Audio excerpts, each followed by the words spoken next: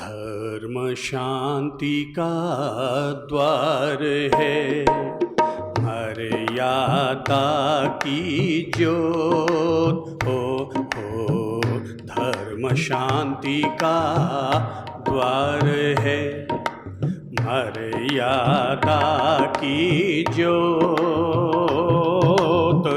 हर आंगन की रोशनी, तजिए वैर विरोध जगत में, तजिए वैर विरोध।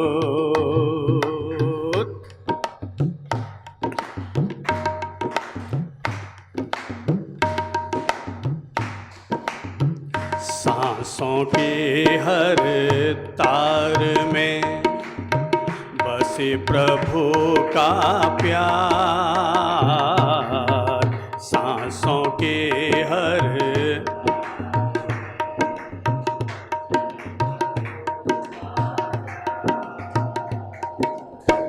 कुछ करनी ऐसी करें, कुछ करनी ऐसी हो जिससे उद्धार जगत में हो, जिससे उद्धार। धर्म शांति का द्वार है, मर्यादा की ज्योत हो। धर्म शांति का द्वार है, मर्यादा की ज्योत। हर आंगन की रोशनी, हर आंगन की तजिए वैर विरोध जगत में, तजिए वैर विरोध।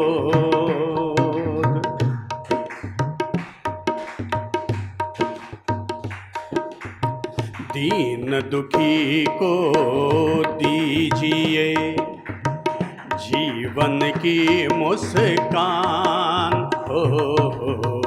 दीन दुखी को जीवन की मुस्कान। पीर हरे जो औरन की, पीर हरे जो सो हरिहर पहचान जगत में, सो हरिहर पहचान। बोलो धर्म शांति का द्वार है, मर्यादा की ज्योत। हर आंगन की रोशनी, तजिए वैर विरोध जगत में, तजिए वैर विरोध।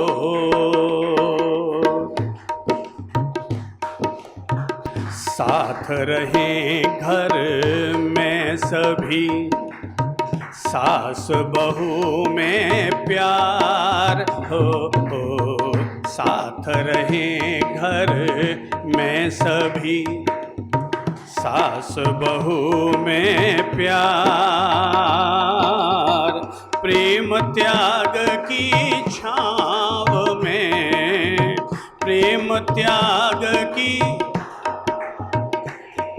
सुखी रहे संसार जगत में, सुखी रहे संसार।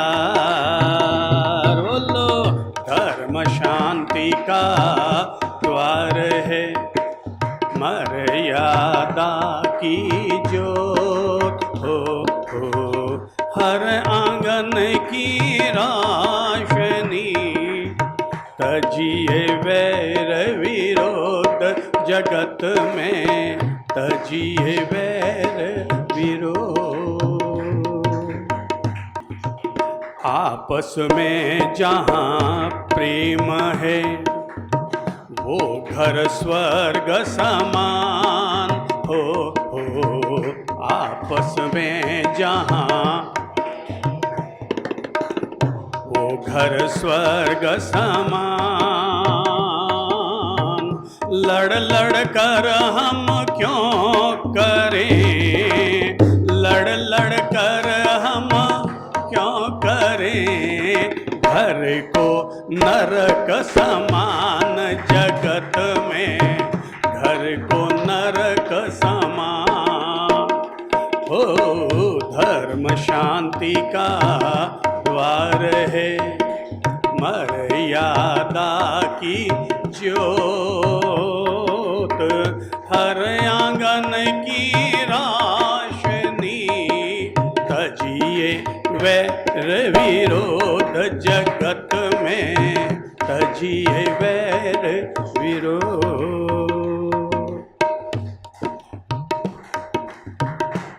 ये गीत अपने आप में जीवन की गीता है, धर्म के मंगल द्वारों को खोलने वाला है। वाणी मीठी बोलिए, मीठा हो बरताव हो, वाणी मीठी, मीठा हो बरताव, मीठी वाणी में छिपी, मीठी वाणी प्रभु की शीतल छाव जगत में, प्रभु की शीतल छाव। धर्म शांति का द्वार है, मर्यादा की ज्योत, हर आंगन की रोशनी, तजिए वैर विरोध जगत में, तजिए वैर विरोध। दिल अपना कोमल रखें, करे न कभी कठोर हो, दिल अपना कोमल रखें, करे न कभी कठोर, दूर करे हर दूरियां, दूर करे हर, लिए प्रेम की डोर जगत में, लिए प्रेम की डोर। धर्म शांति का द्वार है, मर्यादा की ज्योत हो, हर आंगन की रोशनी, तजिए वैर विरोध जगत में, तजिए वैर विरोध। अंतिम छंद।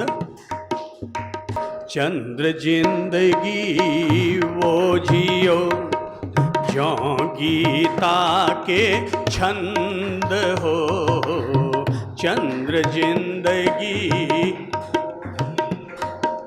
ज्यों गीता के छंद, मस्त रहे हर हाल में, मस्त रहे हर हाल में, हर पल हो आनंद जगत में, हर पल हो आनंद। धर्म शांति का द्वार है, मर्यादा की ज्योत, हर आंगन की रोशनी, तजिए वैर विरोध जगत में, तजिए वैर विरोध जगत में, तजिए वैर विरोध। आज हम सभी लोग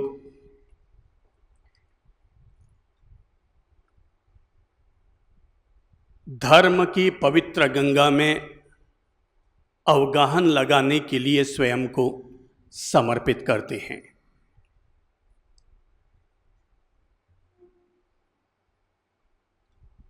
कहते हैं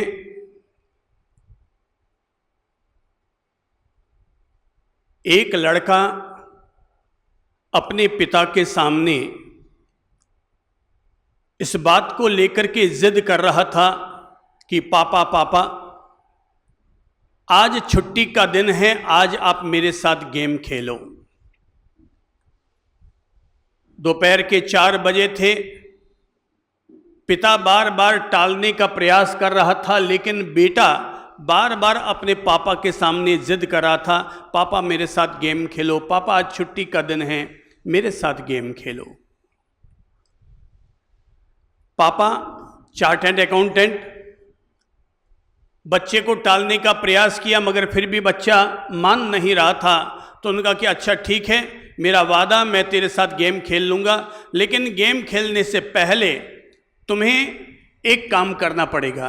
बोले वो सामने कागज़ पड़ा है, वो कागज़ लेके आओ, मैं इस कागज़ के ऊपर दुनिया का नक्शा बनाता हूँ और तुम्हें इस कागज़ को फाड़ने के बाद दुनिया के नक्शे को वापस जोड़ करके दिखाना है।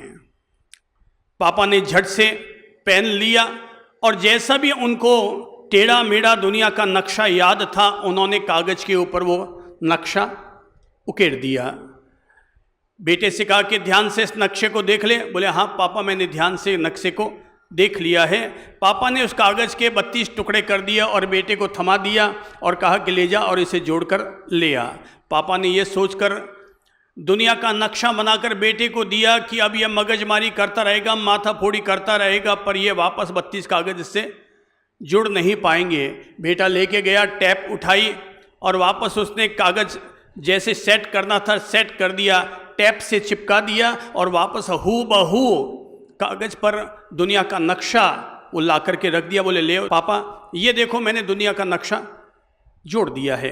पापा ने देखा, अरे हाँ यार, बिल्कुल हूबहू वैसा का वैसा ही जोड़ा है जैसा कि मैंने कागज़ पर नक्शा उकेरा था। पापा ने कहा यार तू तो बहुत उस्ताद हो गया, 10 मिनट में पूरी दुनिया का नक्शा जोड़कर ले आया। बेटे ने कहा पापा दरअसल बात ये है, मैंने कोई दुनिया का नक्शा नहीं जोड़ा था। दरअसल जिस कागज़ के ऊपर आपने दुनिया का नक्शा बनाया था, उसी कागज़ के पीछे इंसान का चित्र बना हुआ था। मैंने केवल इंसान के एक एक पार्ट को जोड़ दिया, अपने आप दुनिया का नक्शा जुड़ गया।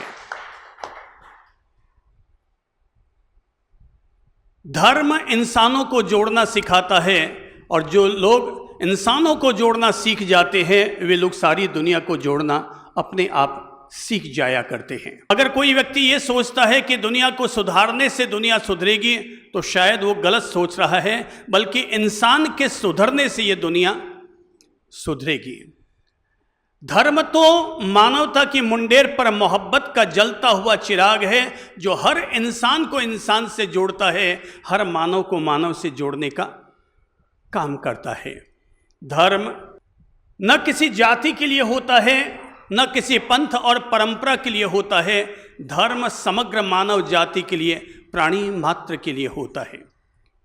ये बात बुनियादी तौर पर सारी दुनिया को समझ लेनी चाहिए कि धर्म का जन्म इंसान के कल्याण के लिए हुआ है।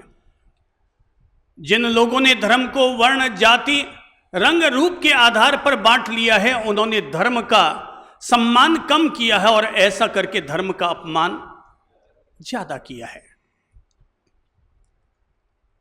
मजहब नहीं सिखाता आपस में वैर रखना, कोई भी धर्म आपस में वैर रखना नहीं सिखाता। कोई धर्म यह नहीं सिखाता कि तुम हिंसा और हत्या करो, कोई धर्म यह नहीं सिखाता कि तुम झूठ बोलो, चोरी करो। दुनिया का कोई धर्म यह नहीं सिखाता कि तुम व्यभिचारी बनो। दुनिया का कोई भी धर्म यह नहीं सिखाता कि तुम व्यसन और वेश्यावृत्ति का काम करो। दुनिया के हर धर्म ने इंसान को अच्छाई से जीवन जीने की प्रेरणा दी है, एक अच्छा इंसान बनने की प्रेरणा दी है। कभी महावीर ने लोगों को प्रेरणा दी थी कि तुम में से हर किसी व्यक्ति को अरिहंत बनना चाहिए, गॉड बनना चाहिए। मैं कहता हूं तुम गॉड बन सको तो अच्छी बात है, पर गॉड न भी बन सको तो कम से कम गुड तो बन ही जाओ। GOD गॉड होता है और GOOD गुड होता है। हम गॉड बन पाए कि ना बन पाए, लेकिन गुड तो अपने आप को बना ही सकते हैं। मैं ऐसे धर्म को पसंद करता हूं जो धर्म सब लोगों को स्वतंत्रता, समानता और भाईचारे का पाठ सिखाता है। जो धर्म इंसान को इंसान से बांटता है, वो धर्म कैसा? धर्म इंसान के भीतर के बोझ और भार को कम करने के लिए होता है, और धर्म ही अगर बोझ और भार बन जाता है तो फिर धर्म धर्म कहां हुआ? मैं अभी अगर संत बना, मेरे लिए सन्यास लेने का अर्थ तभी है जब मैं अपनी आत्मा की मस्ती को जी सकूं, मैं अपना स्वयं का आनंद ले सकूं। अगर मैं समाज की बनी बनाई लकीरों पर ही अगर चलता रहूंगा तो मैं समाज का तो सम्मान पा लूंगा, लेकिन मैं परमात्मा का प्रसाद और आशीर्वाद नहीं पा सकूंगा। मुझे परमात्मा का आशीर्वाद पाने के लिए तो मुझे समाज की लकीरों से बाहर निकलना होगा और उस परम पिता से अपने आप को जोड़ना होगा। जो स्वतंत्रता दे वो धर्म, जो समानता का पाठ सिखाए वो धर्म, जो जातियों में बांट दिया गया वो कैसा धर्म, जो रंगों में बांट दिया गया वो कैसा धर्म, जो संप्रदायों में बांट दिया गया वो कैसा धर्म। सोचो, परमात्मा ने कौन सा धर्म बनाया, प्रभु ने, ईश्वर ने कौन सा धर्म बनाया होगा? जो धर्म हमने बना रखा है, शायद वो धर्म तो भगवान ने नहीं बनाया है। भगवान ने तो सारी धरती, जो लोग कहते हैं कि ये ब्रह्मांड ईश्वर की रचयिता है, तो मैं उन सब से कहूंगा, भाई भगवान ने तो जब जमीन बनाई होगी तो ये सारा पृथ्वी ग्रह एक बनाया होगा। हम लोगों ने इसको देश और प्रदेशों में बांट डाला है। भगवान ने जब जाति बनाई होगी तो केवल एक जाति बनाई होगी, मानव जाति, मगर हम लोगों ने अपनी अपनी ईगो की संतुष्टि के लिए उस मानव जाति को अलग अलग अपनी अपनी जातियों का नाम दे करके उसको बांट डाला है। भगवान ने अगर धर्म बनाया होगा तो एक ही धर्म बनाया होगा, मानव धर्म, मगर हम लोगों ने उस मानव धर्म को भी अलग अलग अलग अलग नाम दे करके उस धर्म की विराटता को हम लोगों ने खंडित कर डाला है।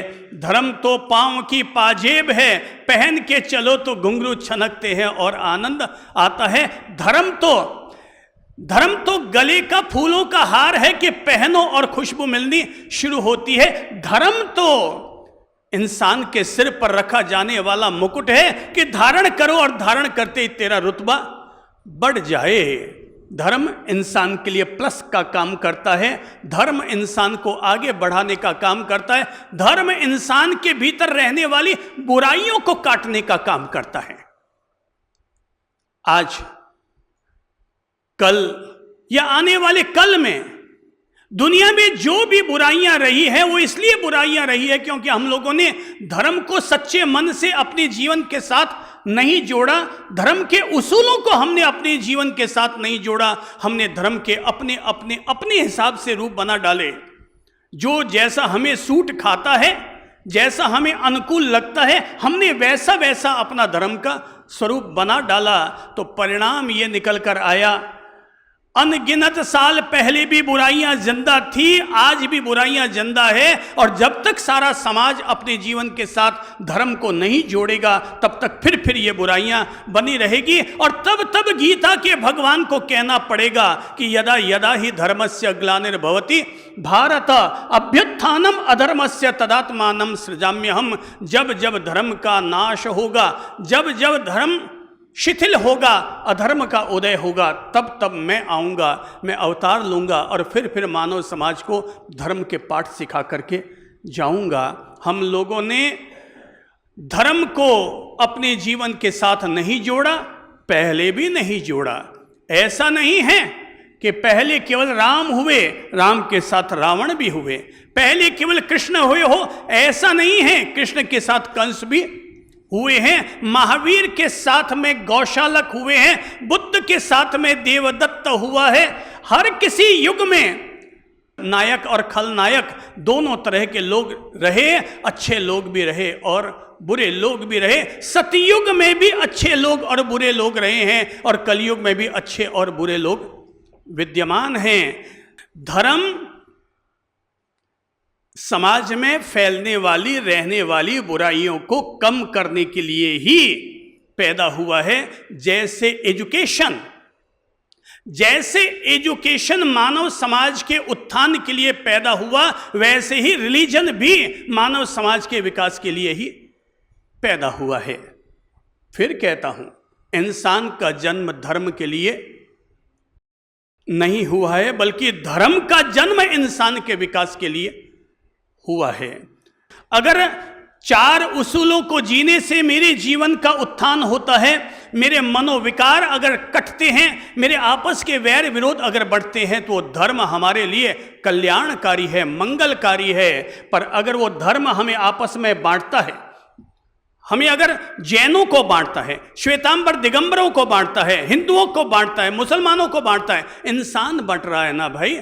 और ज्यों ज्यों हम लोग आपस में ये भीतर में भावनाएं लेकर आते हैं ना, आदमी और उग्र होता जा रहा है। धर्म के नाम पर हम लड़ रहे हैं, कितनी ना समझी की बात है।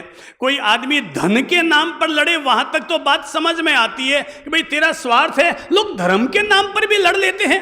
अरे धर्म का जन्म ही तुम्हें आपस में जोड़ने के लिए हुआ है, और तुमने एक ऐसा धर्म अख्तियार कर लिया जो आपस में तोड़ने का काम करता है। तो फिर अपने दृष्टिकोण को बदलो। जो हमें आपस में बांट रहा है वो कैसा धर्म?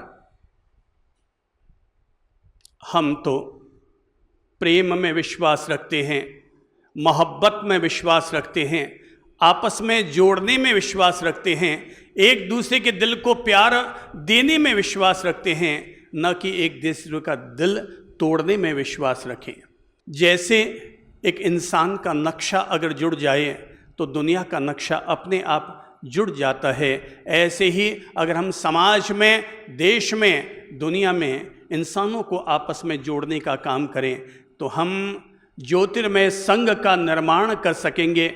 मेरे प्रभु जी, अपन चाहे 4 लोगों को जोड़ने में सफल हों, चाहे 40 लोगों को जोड़ने में सफल हों, पर जब भी भगवान के पास जाएंगे, भगवान कहेंगे भाई तूने मेरे धर्म को आगे बढ़ाया है, क्योंकि तूने इंसान से इंसान को जोड़ा है, न कि इंसान से इंसान को तोड़ा है। अगर हम अपने अपने मनों को लेकर इसमें ये उसमें वो, इसके आने से ये उसके आने से वो, भाई छोड़ो, 4 दिन का जीना है, प्यार मोहब्बत से जी जाओगे तो तस्वीर दिल में टांगी जाएगी, और ऐसे वैसे जी कर जाओगे तो तस्वीर केवल दीवारों पर ही टांगी जाएगी। हम निर्जीव होना चाहते हैं कि सजीव होना चाहते हैं, पर धर्म इसका मतलब ही होता है अच्छाइयों को धारण करना। धर्म इसका मतलब ही होता है एक दूसरे को धारण करना। धर्म शब्द का मतलब होता है धारण करना। किसको धारण करना? अच्छाइयों को धारण करना। धर्म का मतलब होता है एक दूसरे को धारण करना। अरे वो महान लोग तो ऐसे थे, राम जी ने बेर किसके खाए हैं? शबरी कौन सी जाति की थी? भील जाति की। सोचो, हमारे भगवान ऐसे थे और हम लोग अपने आप को जातियों में बांटकर अपने आप को दुनिया में जीवित रखे हुए, इससे दूरी उससे दूरी। कृष्ण जी ने राजमहल में जाकर भी दुर्योधन के मेवे छोड़े और दासी पुत्र विदुर के घर का आतिथ्य स्वीकार किया। महावीर जी ने हरिकेश बल जैसे चांडाल व्यक्ति को भी अपने धर्म संघ में दीक्षा देकर के सम्मान मूलक स्थान दे दिया। बुद्ध ने अंगुलीमाल जैसे भयंकर डाकू को भी सुधार करके उसे भिक्षु बना करके और अपने धर्म संघ का शिष्यत्व प्रदान कर दिया। भाई जहां ऐसा होता है उसे देखकर अपने आप दिल करता है यहां धर्म का निवास है। और जहां पर तू अंदर कैसे आ गया, लगता है तू लड्डू लेने आया होगा। भाई ऐसी चीजें रखो ही क्यों कि जिसके कारण तुम्हें इतना हल्का शब्द कहना पड़े कि भाई तू लड्डू लेने आ गया होगा।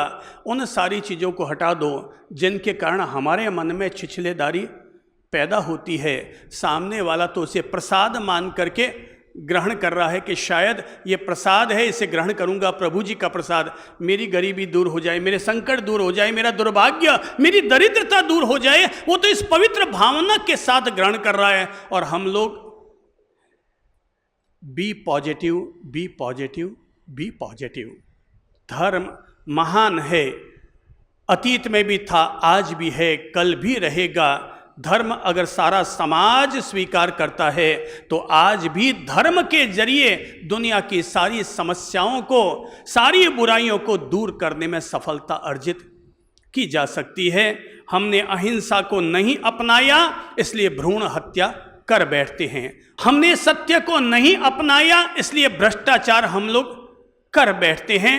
हम लोग पवित्र जीवन, पवित्रता की भावना को नहीं जोड़ा, इसलिए कोई व्यसन कर रहा है और कोई नशाखोरी कर रहा है।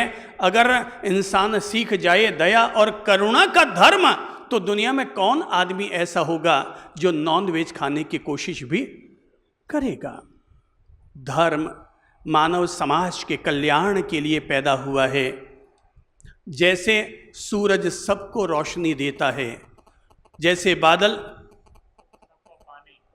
सबको मधुर पानी देता है, जैसे पेड़ सबको अपनी शीतल छाया देता है, ऐसा ही निर्मल और मनोहर धर्म का तीर्थ है, धर्म की गंगा है, धर्म का मानस सरोवर है कि जो भी इसमें डुबकी लगाए सबका निथारग पारगा होह, अर्थात ये सबका कल्याण करता ही करता है। जो भी धर्म की शरण में आएगा वो हर कोई व्यक्ति धम्मम शरणम गच्छामि, धर्म की शरण में जो भी जाता है वो मानकर चलो धर्म उत्तम शरण है, धर्म उत्तम द्वीप है, धर्म उत्तम गति है, धर्म उत्तम प्रतिष्ठा है। धर्म करने वाले व्यक्ति की तो रात्रियां भी सफल हो जाती हैं और अधर्म करने वाले व्यक्ति के तो दिन भी निष्फल चले जाया करते हैं। जो धर्म पूर्वक अपना जीवन जीते हैं उनके लिए तो रात्रियां भी धन्य और सार्थक होती हैं। उनके जीवन में रात का मतलब अंधेरा नहीं होता। धार्मिक व्यक्ति तो सूरज केवल दिन में उजाला देता है, चांद केवल रात में उजाला देता है, लेकिन जिसने अपना जीवन धर्म से निर्मल कर रखा है, धर्म से पुण्यमयी बना रखा है, धर्म से अमृतमयी बना रखा है, वो तो दिन में भी उजाला देता है और रात में भी उजाला दिया करता है। जो धार्मिक लोग होते हैं वो मंदिर नहीं जाते, बल्कि वो जहाँ होते हैं वहीं पर ही मंदिर साकार हो जाता है। उन्हें किसी देवता की पूजा करने की जरूरत नहीं पड़ती, बल्कि देवता स्वयं उनको आकर के नमन करने के लिए तैयार रहते हैं, क्योंकि उसने अपना जीवन धर्म में बना रखा है। इसलिए हम लोग सब लोगों के लिए एक ही दुआ करते हैं।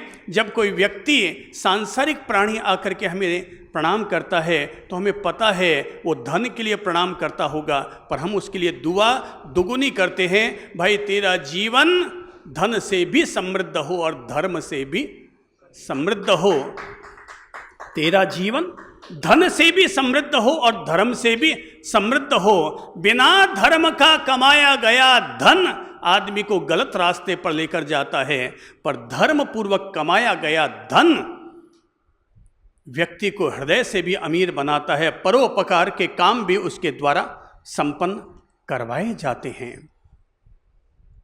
अगर हम लोग उपासना पद्धतियों से धर्म के महान स्वरूप को अगर बाहर निकाल लें, क्योंकि उपासना पद्धतियों में सारा फर्क समाया हुआ है कि ऐसे पूजा करो कि वैसे पूजा करो, ये नहीं वो चढ़ाओ, वो नहीं वो चढ़ाओ। भाई भगवान तेरे पूज्य भाव में है, भगवान तेरे दिल में है। भगवान वहाँ नहीं रहते जहाँ हम उसे स्थापित करना चाहते हैं, भगवान वहाँ रहते हैं जिसने अपना हृदय उनके योग्य बनाया हुआ है। भाई एक जीव जंतु भी बैठता है ना, तो पहले जगह को साफ करके बैठता है, तो भगवान आएंगे और वो हमारे दिमाग के डस्टबिन में आकर के बैठेंगे। वो पहले देखेंगे कि इसके मन निर्मल है कि नहीं, विचार निर्मल है कि नहीं, इसकी मन दशा इतनी उत्तम है कि नहीं कि मैं इसके मन को मंदिर कह सकूं और उस मन के मंदिर में मैं अपना स्थान बना सकूं। भगवान तो हृदय में आकर के बैठते हैं और वो देखते हैं इसका हृदय कैसा है। अगर हृदय में पाप भरा है तो कैसे आएंगे भगवान?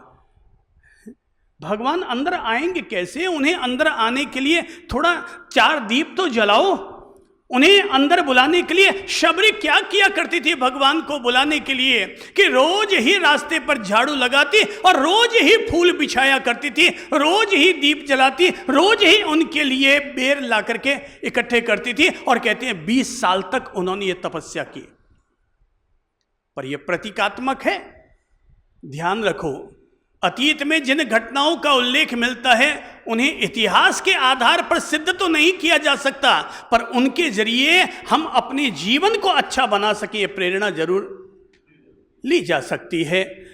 तो भाई प्रेरणा ये लो कि जैसे शबरी ने भी, मुझे तो लगता है शबरी की 20 साल की तपस्या पूरी करने के लिए राम जी को 14 साल का वनवास मिला होगा, पर उसकी तपस्या काम करती चली गई और कैकेयी को राम जी को वनवासी बनाना पड़ा। गति आगे बढ़ती चली गई, पर एक न एक दिन तो उसकी तपस्या पूरी हो गई। दिल को शबरी जैसा बनाओ, श्रद्धा सबूरी। साईं बाबा कहते थे श्रद्धा सबूरी। जहाँ शबरी जैसी श्रद्धा होती है वहाँ तो भगवान को आना ही आना पड़ता है। पर मुझे ये लगता है भगवान हर किसी व्यक्ति के पास आने के लिए तैयार है, बस केवल सफाई करने की ज़रूरत है कि वो आकर के हमारे भीतर रह सके। भाई अंधेरे घर में तो भूत आकर के रहते हैं, भगवान तो नहीं रहते। अगर हमारे दिल में और मन में अगर अंधेरा है तो भूत तो आके रह सकता है, अब भगवान आकर के कैसे रहेंगे? भगवान को रहने के लिए तो उजाला चाहिए ना। भगवान तो दिनकर कहलाते हैं, वो दिन करने वाले हैं, वो उजाला करने वाले हैं। तो हमें आज कुछ छोटी छोटी बातें वो कह देता हूँ जो उपासना पद्धतियों से ऊपर अगर उठाकर देखें तो मुझे लगता है सब इंसानों के लिए एक जैसा धर्म होता है। और सारे संसार के महापुरुष, सारे दिव्य और अमृत पुरुष, सारे अवतार बुद्ध और तीर्थंकर पुरुष, सारे पैगंबर पुरुष, सब लोगों ने मानव समाज को यही बुनियादी बातें सिखाई हैं जो मैं अपनी समझ से जो सीख पाया हूँ, बस केवल वो बातें आप लोगों को अर्ज कर देता हूँ। धर्म हमें पहला पाठ सिखाता है। क्या है धर्म, किस तरह से होते हम धार्मिक? तो धर्म हमें पहला पाठ सिखाता है कि हर कोई व्यक्ति परमात्मा से प्रेम करे। धर्म की पहली सिखावन, पहली नसीहत, पहली शिक्षा कि हर व्यक्ति परमात्मा से प्रेम करे। चाहे दिन की शुरुआत हो या दिन का समापन, परमात्मा के श्री चरणों के साथ अपने दिन की शुरुआत करो और वहीं पर ले जाकर के अपने दिन की पूर्णाहुति करो। पूरी दुनिया परमात्मा से जुड़ी है। अब आप चाहे उस परमात्मा को नाम राम दे दो, कृष्ण दे दो, ब्रह्मा विष्णु महादेव दे दो, महावीर या बुद्ध दे दो, तीर्थंकर या अवतार दे दो, जीसस या अल्लाह दे दो नाम। ये नाम तो भाई साहब, मेरा नाम चंद्र प्रभु है, मेरे गुरु ने मेरा नाम चंद्र प्रभु रख दिया। अब सोचो मेरे गुरु अगर मेरा नाम चंद्र प्रभु रखने के बजाय अगर सूर्य प्रभु रख देते तो मैं सूर्य प्रभु बन जाता ना। तो ये सब नाम वाम क्या है? ये सब प्रभु क्या है? प्रभु इन नामों से ऊपर है। प्रभु हर आकार से ऊपर है। उनका जो आकार बना था प्रकृति के द्वारा, वो आकार तो मिट्टी में मिल गया। राम जी का आकार अब है क्या? जो शरीर प्रकृति ने उन्हें दिया था वो शरीर तो वापस मिट्टी का मिट्टी में विलीन हो गया। महावीर स्वामी जी का जो आकार था वो आकार उनके निर्माण के साथ ही मिट्टी मिट्टी में विलीन हो गई। और जब ज्योतिर्मय चीज हो जाती है तो ज्योतिर्मय का कोई आकार नहीं होता, वो सारे आकारों से निराकार बन जाता है। अब जो निराकार बन चुका है मेरे प्रभु जी, वो परमात्मा से प्रेम करो। नामों से वो ऊपर है। किसी भी नाम से पुकार लो ना, पुकार दो तुम उसी को रहे हो। जैसे मान लीजिए कि मैं जब छोटा था तो मेरे दो नाम थे, एक स्कूल का नाम और एक घर का नाम। स्कूल का नाम रखा हुआ था मेरे माता पिता ने पुखराज, क्योंकि पुष्य नक्षत्र में जन्म हुआ था, तो मेरा नाम रख दिया गया पंडित के द्वारा पुखराज, और घर में प्यार से बोलते थे राजू। अब जरा मुझे बताइए कि मुझे इन दोनों नामों से अगर पुकारते तो व्यक्ति एक होता है कि दो हैं? एक। God is one. आप किसी भी नाम से उसको पुकार लो, इससे क्या फर्क पड़ता है? ज्योतिर्मय होने के बाद, वो निराकार होने के बाद वो सारे नाम और रूपों से मुक्त हो जाता है। उसका एक ही नाम है प्रभु, उसका एक ही नाम है परमात्मा। चाहे वो परमात्मा अपने मूल स्वरूप में है कि वो आत्मा के उत्कृष्ट स्वरूप को प्राप्त करके परमात्मा बने हैं, लेकिन है वो परमात्मा। तो परमात्मा से प्यार करो। लौकिक रूप में आप भले ही पत्नी से प्यार कीजिए, पति से प्यार कीजिए, बच्चों से प्यार कीजिए, मम्मी पापा से प्यार कीजिए, पर अलौकिक रूप में परमात्मा से अपने आप को जोड़े रखिए, परमात्मा से प्रेम कीजिए, क्योंकि परमात्मा वो है जो हमें इन सारे प्यार, धरती पर जो प्यार होते हैं वो कब नफरतों में बदल जाते हैं इसका कोई पता नहीं चलता। धरती पर रहने वाला प्यार बड़ा खूंखार शेर की तरह होता है, कब झपट्टा मार दे ये कोई पता नहीं चलता। इसलिए लौकिक प्रेम के साथ साथ अलौकिक प्रेम को भी अपने जीवन के साथ जोड़ो, और परमात्मा से बढ़कर अलौकिक तत्व तो और कोई होता ही नहीं है। मैं भी परमात्मा से प्रेम करता हूं, मैं आप लोगों से भी प्रेम करता हूं, पर मुझे पता है आप लोगों से मैं प्रेम करता हूं, ये प्रेम कब तक रहेगा ये मुझे नहीं पता, पर परमात्मा से जोड़ा गया प्रेम मेरे पिछले जन्म में भी था, इस जन्म में भी है, अगले जन्म में भी बना हुआ रहेगा। यहाँ लौकिक रूप में अगर प्रेम करूँगा तो मेरे भाई बहनों, यहाँ आज जो माँ थी वो अगले जन्म में बहन बन सकती है, पिछले जन्म में जो बहन थी आज वो माँ बन सकती है। यानी ये रूप रूपाए अलग अलग बदलते रहते हैं, पर असली बात है परमात्मा से जिसने प्रेम किया वो अखंड निराकार सत्ता, उसका न प्रेम बदलता है, न रूप बदलता है, न रूपाए बदलता है। उससे अपना प्रेम जरूर करो।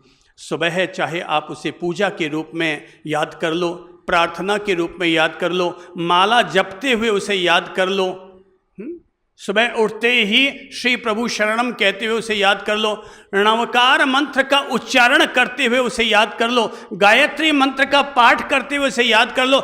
ये सारे शब्दों की उपासना पद्धतियों के शब्दों के फर्क हैं, हम उसे याद कर रहे हैं। बस ये याद करना ही हमारे लिए धर्म का प्रवेश द्वार बन जाता है। परमात्मा से प्रेम करो।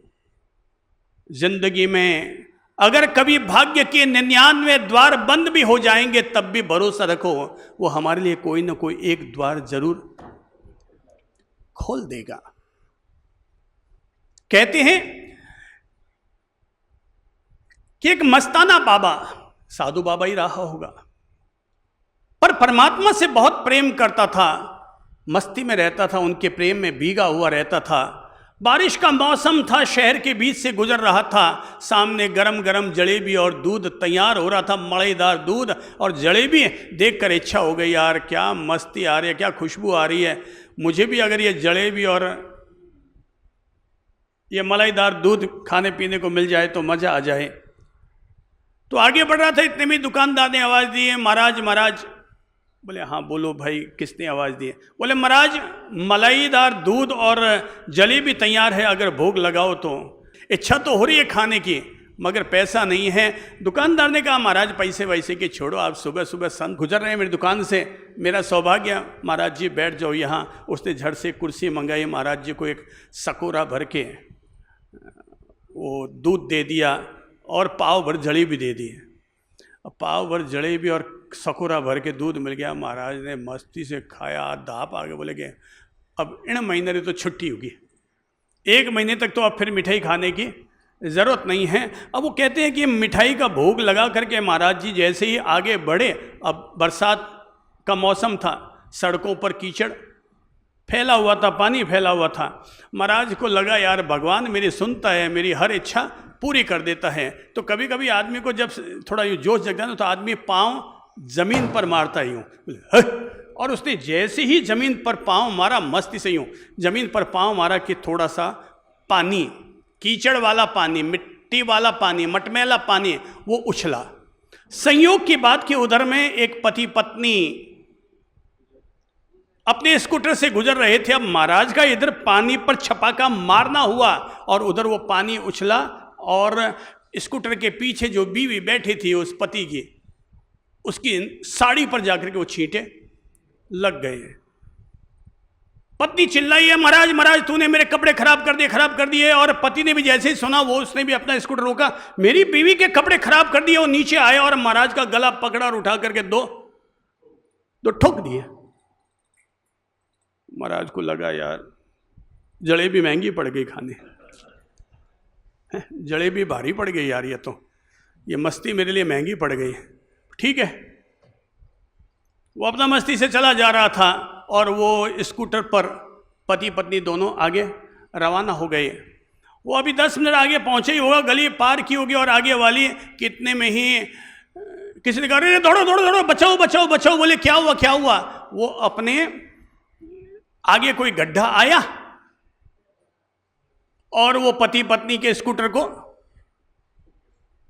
क्या हुआ, गड्ढे की ठोकर लगी और वहीं पर ही धड़ाम से गिर पड़ी। अब वो आदमी खड़ा नहीं हो पा रहा है, लोगों ने मिलकर खड़ा किया। लगता है इसके पाँव में या तो मोच आ गई या हड्डी टूट गई है। लोगों ने उसको संभालना चाहा तो पति ने कहा लगता है जरूर उसी महाराज ने मुझे कोई श्राप दिया होगा कि जिसके चलते ये मेरे पाँव में मोच पड़ी है, मेरा स्कूटर गिरा है। और तब तक तो वो महाराज जी भी वहाँ पर पहुँच गए। बोले महाराज तूने इनको श्राप दिया? बोले मैं क्या श्राप दूंगा यार, मेरे में इतनी कहाँ ताकत है कि मैं श्राप दे सकूं। बोले इसके मोच लगे आपने को, इसने कीचड़ उठे 2 थप्पड़ मारी और थप्पड़ मारी तो ये नीचे गिर गया और ऐसा हो गया। बोले भाई एक बात बता, मेरे पाँव से कीचड़ उछला और इसके बीवी के कपड़ों पर लगा तो इसको बुरा लगा ना, इसको बुरा लगा तो इसने मुझे 2 थप्पड़ मारे। तो मैं जिससे प्यार करता हूं इतना, रात दिन जिसका सुमिरन करता हूं, क्या उसको भी बुरा नहीं लगेगा? मेरे यार को क्या मेरे यार को बुरा नहीं लगेगा कि किसी ने उसको 2 थप्पड़ मार दिए और उसको ऐसे ही रहने देंगे? भाई मैंने किसी को श्राप नहीं दिया, ये ठोकर ये थप्पड़ उसी की मारी हुई है। इसलिए सॉरी कहना तो प्रभु जी को सॉरी कह दे और दोबारा कभी इस तरह से व्यवहार मत करना। भगवान से तुम प्यार करके देखो, भगवान तुम्हें 100 हाथों से अपनी बाहों में लेने को तैयार हो जाएंगे। सुबह याद कर लो एक बार, दोपहर में याद कर लो एक बार, रात को सोने से पहले याद कर लो एक बार। दिन भर कर लो तो अच्छी बात है, पर दिन भर आप कर नहीं पाएंगे तो सुबह एक बार कर लो। सुबह कर लो, अपने भाग्योदय के लिए प्रभु जी को याद कर लो। दोपहर में भगवान को धन्यवाद देने के लिए दोपहर में याद कर लो और रात को सोने से पहले क्षमा याचना करने के लिए प्रभु को याद कर लो। सुबह प्रभु जी से कह दो, हे प्रभु जी रात मेरी बड़ी सुख से बीत गई, नया दिन फिर तेरी तरफ से उपहार में मिला है, स्वागत है स्वागत है स्वागत है। प्रभु जी मेरी केवल इतनी सी प्रार्थना है कि मेरे हृदय से, मेरे मन से, मेरी वाणी से, मेरे हाथों से, मेरे किसी भी कर्म से बस किसी का बुरा ना हो, ये मेरे भीतर सद्बुद्धि और शक्ति दिए रखना। अपने भाग्योदय के लिए प्रभु जी से प्रार्थना कर लो। दोपहर में जब खाना खाने बैठो तो खाना खाते समय फिर प्रभु जी को याद कर लो, प्रभु जी बड़ी कृपा है तेरी, तूने मुझे इतना मधुर मृदु भोजन दिया है, जैसा भोजन भगवान तूने मुझे दिया है। भगवान सारी दुनिया को ऐसा ही मीठा मधुर भोजन आप देते रहना, सभी को ऐसा मीठा मधुर भोजन प्रदान करते रहना। ऐसा नहीं कि उठाया और टिकाना शुरू कर दिया। अब अगर आप भगवान को याद करके धन्यवाद देते हुए खाते हैं तो आप सच्चे और अच्छे हैं, और आया उठाया और टिकाया तो बाकी के दूसरी कौन सी श्रेणी आती है उसमें आप अपना खुद ही देख लीजिए। पर हम ये तय करने से पहले भोजन भी करते समय, प्रभु जी जैसा आपने, भाई तेरी कृपा है, कोई मैंने केवल मेरी बदौलत में इतना सुखी थोड़ी हूँ, मैं कोई मेरी बदौलत इतना सुखी थोड़ी हूँ। आज आप इतने संपन्न हैं, आप इतने संपन्न हैं, तो ये मत सोचना केवल आपकी ही बदौलत है, कोई ऊपर वाले की कृपा आप पर बरस रही है, उसके चलते हम इतने सुखी हैं। तो आज उसकी कृपा है, इसलिए हम लोग इतना सुख का खाना खाते हैं। तो 8 चीज़ें हमें मिल रही है, 2 सब्जी, 1 मिठाई, नरम नरम फुलके, दाल चावल, पापड़, दही की कटोरी। ये सब कोई हमारे उसके साथ लिंक है कि वो हमें इतना सुख का भोग दे रहा है, 56 भोग रोज हमें दे रहा है। पर वो खाते समय भी भावना भाव, प्रभु जी जितना प्रिय भोजन आपने मुझे दिया है ऐसा ही प्रिय भोजन सबको मिले। ये भावना भाव, धन्यवाद ज्ञापन होना चाहिए हमारी तरफ से।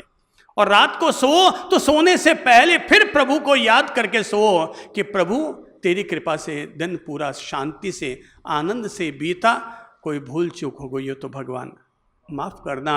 और सोने से पहले हर आदमी क्षमा याचना करके सोए, हर व्यक्ति, दुनिया का हर व्यक्ति, क्योंकि गलतियां अपन में से हर किसी से हो सकती है। अपन कोई भगवान नहीं है, अपन सब इंसान हैं। और इंसान है तो इंसान की प्रकृति यही है कि यहाँ पर भूल तो हो सकती है। तो रात को सोने से पहले हे प्रभु जी, चलो बोल लो, हे प्रभु जी मेरे द्वारा दिन भर में किसी भी प्रकार का गलत चिंतन हुआ हो, गलत वचन निकला हो, गलत कर्म या व्यवहार हुआ हो, उसके लिए क्षमा प्रार्थना करता हूँ। बस 3 बार ये लाइनें बोलो, सो जाओ, रात की प्रार्थना आपकी पूरी हो गई। सुप्रभातम दुनिया के लिए है तो प्रभु जी के लिए भी है, और शुभ रात्रि दुनिया के लिए है तो प्रभु जी के लिए भी है। प्रभु जी ये नहीं देखते कि तुमने शब्द मुझे कौन सा बोला है, प्रभु जी ये देखते हैं तुमने अपने मन के तार मेरे साथ जोड़े हैं या नहीं जोड़े हैं। शब्द तो भाई दुनिया के सीमित हैं, अब उन सीमित शब्दों में ये वाले और कभी वो वाले, जो अच्छा लगे वो बोल लो, सम्मान और प्यार देने के काबिल जो शब्द लगे वो बोल लो। भले आई लव यू कह दो, my God I love you, आप ऐसा कह सकते हैं। दुनिया में देखते नहीं हैं लोग, जब भी पीड़ा में होते हैं ओ माय गॉड, हे भगवान, यानी कि जब पीड़ा में होते हैं तो हमें सीधा हे भगवान, ओ माय गॉड, ओ पापा, ए माए, तो हमें इस तरह के शब्द सुझाई देते हैं। तो भाई पीड़ा में ऐसे शब्द बोलते हो तो सुख में भी तो ऐसे शब्द बोल लिया करो, हे भगवान, हे ईश्वर, सबको सन्मति दे, आरोग्य दे, आनंद और ऐश्वर्य दे, सबका भला कर, सब पे दया कर, तेरा मीठा मधुर नाम सबके लबों पर रहने दे, हे ईश्वर सबको सन्मति दे। पहला पाठ धर्म जो हमें सिखाता है, पहला पाठ परमात्मा से प्रेम करो। दूसरा पाठ कर्तव्य का पालन करो।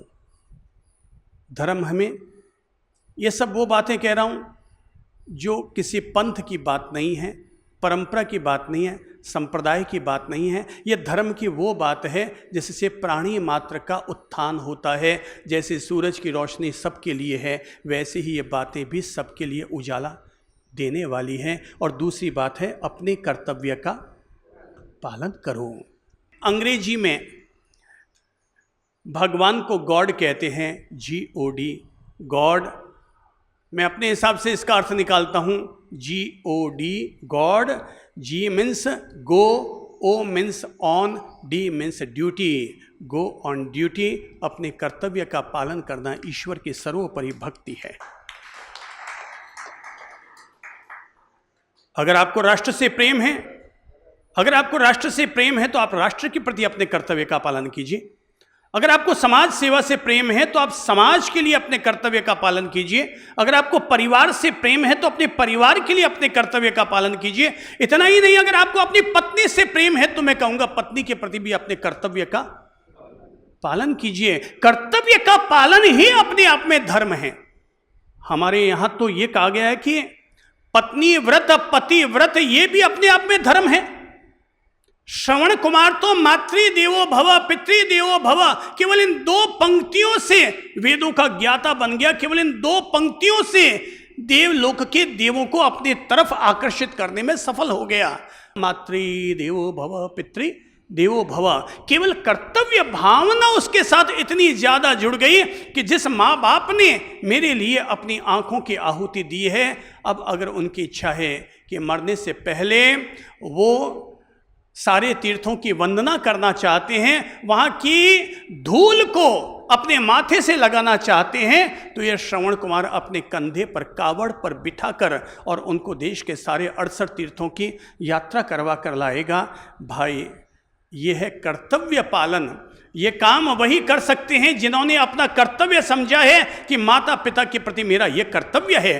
पति की सेवा उसी महिला ने की है जिसने अपना कर्तव्य समझा है कि ये मेरा पत्नी धर्म है कि मैं अपने पति की सेवा करूं, अथवा जिस पति ने ये माना है कि मेरी पत्नी तक ही मुझे सीमित रहना चाहिए, मेरी मर्यादा है, उसी व्यक्ति ने ही पति धर्म का, उसके कर्तव्य का उसने पालन किया है। आप चाहे पुत्र का धर्म पालन करो, चाहे पिता का धर्म पालन करो, धर्म अगर साथ में जोड़ कर रखते हैं तो कर्तव्य जुड़ेगा, और कर्तव्य का पालन करना कभी भी छोटा धर्म नहीं होता है। राम जी के महान जीवन से हम सब लोगों को कर्तव्य पालन की ही तो प्रेरणा मिलती है। मैंने तो सीखा है राम जी से, मुझ पर राम जी का प्रभाव है। इसलिए प्रभाव है क्योंकि उनके महान जीवन से यह सीखा है कि हर व्यक्ति को अपने कर्तव्य का पालन करना चाहिए।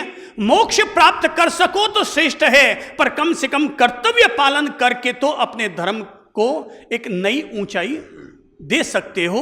अपने जीवन में इतने पुण्य तो अर्जित कर ही सकते हो जो कर्तव्य पालन से हमें प्राप्त होते हैं। राम जी कर्तव्य देखो, पिता ने वचन दिए होंगे पर पुत्र ने अपना धर्म समझा, अपना कर्तव्य समझा कि अगर मेरे पिता ने वचन दिए हैं तो मेरा धर्म बनता है कि मैं अपने पिता के वचनों की आन बान शान रखूं।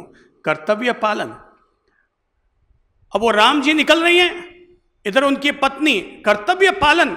अगर मेरे पति वन का जीवन जिए, मेरा भी तब क्या कर्तव्य बनता है?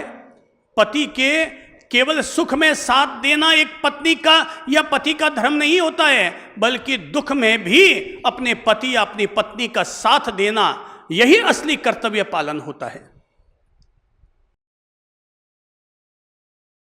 आगे फिर लक्ष्मण किस लिए निकले कि मेरे भाई भाभी जंगल में जा रहे हैं अपने पिता के वचनों की आन बान शान रखने के लिए, तो मेरा क्या कर्तव्य बनता है? उन्होंने अपने आप से पूछा होगा और तब उनकी आत्मा ने यह गवाही दी होगी कि बेटा तू भी निकल और अपने भाई की सेवा के लिए निकल पड़। और तब एक दूसरे के सुख दुख में साथ देने के लिए 3 लोग निकल पड़े। भाई, जिंदगी का सफर अकेले भी तय किया जा सकता है, 3 लोग मिलकर भी तय किया जा सकता है। अकेले तय करोगे तो जिंदगी बोझिल बन जाएगी, 3 लोग साथ में मिलकर चलोगे तो जिंदगी के हर सफ़र को पार करना बड़ा आसान हो जाएगा। आदमी शादी इसलिए करता है ताकि 1 से 2 हो सके। अकेला जीना मुश्किल हो जाएगा, साथी हाथ बढ़ाना। एक अकेला थक जाएगा, मिलकर बोझ उठाना, साथी हाथ बढ़ाना। 2 लोग साथ रहेंगे तो जिंदगी के सफ़र को जीना आसान हो जाएगा। बच्चे कल को छोड़ के भी चले जाएंगे तब भी उन्हें बोझ नहीं लगेगा।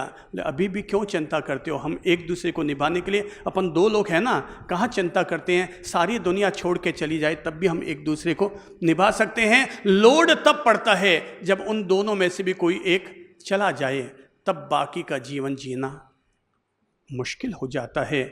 मैं तो फिर प्रेरणा दूंगा, कर्तव्य का पालन करो। एक पति अपनी पत्नी के हॉस्पिटल में भर्ती हो जाने पर रोजाना उसके लिए खाना लेकर के जाता था। पहले सुबह नाश्ता लेकर जाता, दोपहर में खाना लेकर जाता, फिर शाम को खाना लेकर के जाता, सार संभाल करके और फिर अपनी दुकान की तरफ चला जाता। पर पत्नी होश तो आ गया, पर वो अपनी याददाश्त खो बैठी थी कि कौन मेरा क्या लगता है। अब वो पति जाता है और खाना खिलाता, अब उसको पता ही नहीं ये कौन है, मेरा पति है कि कंपाउंडर है कि डॉक्टर है, ये क्या है, उसको कुछ भी पता नहीं है। पर वो फिर भी जाता है, सुबह भी जाता है, दोपहर भी जाता है, शाम को भी जाता है। बाकी सारी उसकी तबीयत ठीक हो गई है पर अपनी याददाश्त वो खो बैठी है। लगी थी टक्कर स्कूटर से और वो नीचे गिर पड़ी। ब्रेन को चोट लगी और कोई नस दब गई और वो अपनी याददाश्त खो बैठी। आखिर एक दिन एक मित्र ने उस पति से कहा, यार तू फालतू इतना छाती कूटा कर रहा है, तू जा जा के उसकी सेवा कर रहा है, उसको तो पता ही नहीं है कि तू उसका कौन है और क्या लगता है। तो उस पति ने जो बात कही थी वो बात कर्तव्य पालन के लिए इससे बेहतर और कोई उदाहरण नहीं हो सकता। उस पति ने कहा था, ये सच है मेरे दोस्त कि मेरी पत्नी याददाश्त खो बैठी है, उसे पता नहीं है कि मैं उसका कौन हूँ, पर मेरी तो याददाश्त अभी तक ठीक है, मुझे तो पता है कि वो मेरी कौन है।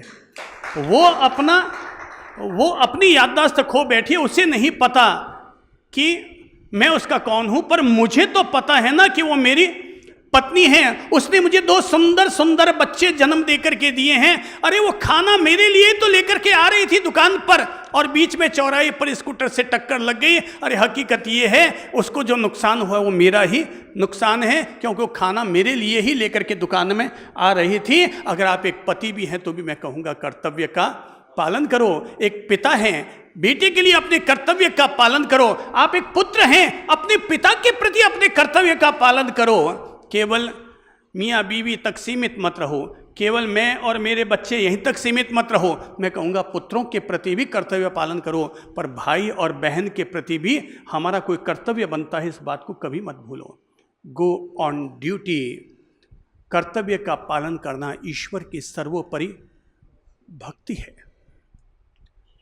यहाँ तक कि अगर आप कहीं जॉब करने जाते हैं तो जॉब करने भी जाओ ना, तो देखिए दुनिया में 2 किस्म के लोग होते हैं। एक व्यक्ति की ड्यूटी है 8 घंटे की, वो वहाँ जॉब करने के लिए जा रहा है, पर ट्राई यही करता है कि मुझे 8 की बजाय 7 घंटे काम करने पड़े। और अगर गवर्नमेंट की जॉब लगी है तो मैं कहता हूँ भाई देखो कर्तव्य पालन है ये। सरकार आपको 8 घंटे के पैसे दे रही है कि 4 घंटे के, तो हमारा कर्तव्य क्या होता है? 8 घंटे के पैसे ले रहे हैं। किसने कहा कि आप 8 घंटे वहाँ काम करो? आप 7 घंटे ही काम करो ना, 7 घंटे के पैसे लो। 6 घंटे ही काम करो ना, अपने 6 घंटे के पैसे लो। 2 घंटा आज मैं जल्दी जा रहा हूँ, अपना नोट कर दो कि आज मैंने 2 घंटा अपना, मुझे आवश्यक कार्य से बाहर निकलना पड़ रहा है, 2 घंटा अपना नोट कर दो। चूना मत लगाओ। पाप क्या है? किसी को चूना लगाना यह सबसे बड़ा पाप है। अच्छा एक बात बताइए, आपने एक स्टाफ को रखा हुआ है 8 घंटे की जॉब पर, वो 6 घंटा काम करता है। एक और स्टाफ रखा हुआ है 8 घंटे के लिए रखा हुआ है, लेकिन वो टाइम की परवाह नहीं करता और 10-10, 11-11 घंटा भी अगर आपको सेवा देनी पड़े तो आपके यहाँ पर वो काम करता रहता है। जब प्रमोशन देना होगा तो आप किसको प्रमोशन देना चाहेंगे?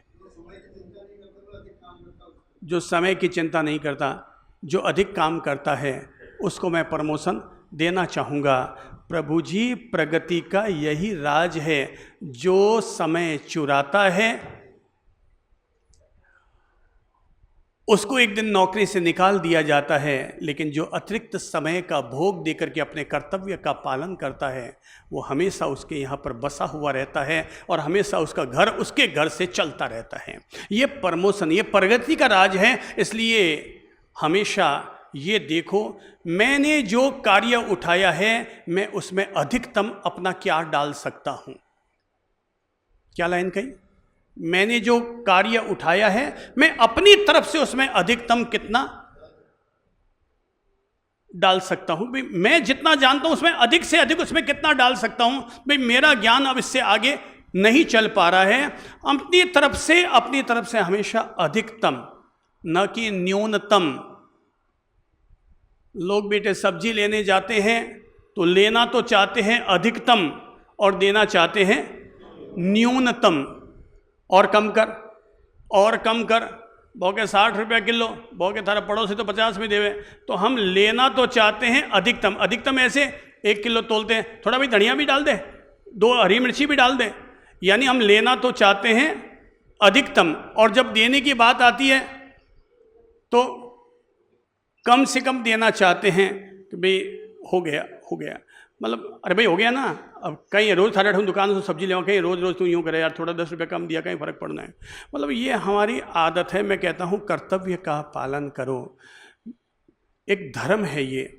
मैं इसको अपने लिए धर्म मानता हूँ। इसलिए मैं इसका निर्वाह करता हूँ।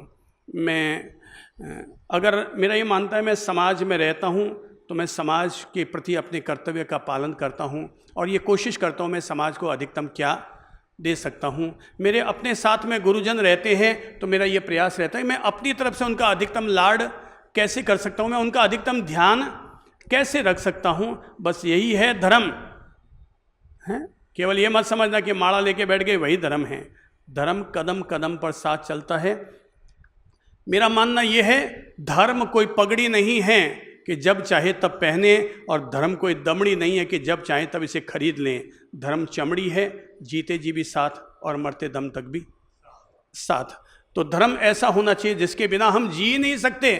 मेरा धर्म मेरे साथ है, यहाँ नहीं मंदिर में भी मेरे साथ रहता है, और मंदिर में नहीं आहारचर्या करता हूँ उस समय भी मेरा धर्म मेरे साथ रहता है। अगर आप कहते हैं कि मेरा भगवान मेरे साथ रहता है तो ये थोड़ी है कि मंदिर में बैठे हो तब भगवान आपका साथ है, वो दुकान में भी आपके साथ है। धर्म कभी भी अलग नहीं होता, क्योंकि धर्म कोई पद्धति का नाम नहीं है। धर्म एक सद्गुण का नाम है, एक अच्छाई का नाम है, वो एक दूसरे को निभाने का नाम है।